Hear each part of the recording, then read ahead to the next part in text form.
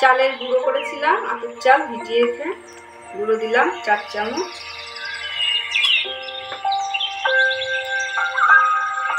ছোট এলাচির দানা গুঁড়ো করা, অল্প একটু মৌরি,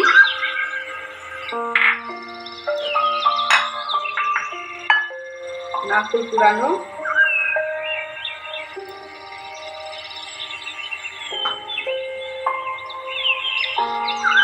চিনি। তাল খুব বেশি মিষ্টি হয় না, সেজন্য একটু বেশি চিনি দিতে হয়।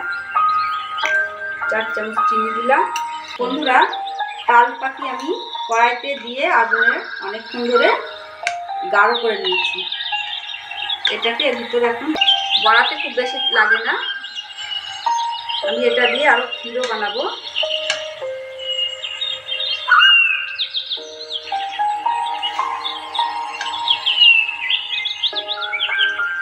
এই সব কিছু একসঙ্গে ভালো করে মেখে নেব। অল্প একটু দুধ দেবো।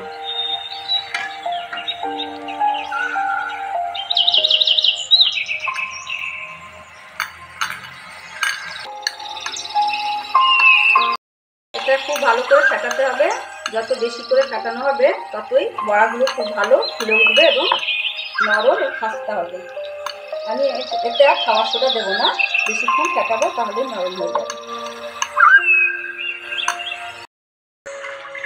বেশি তেল দিতে হবে, ছাঁকা তেলে বড়াগুলো ভাজতে হবে। তেলটা ভালো করে গরম হতে হবে।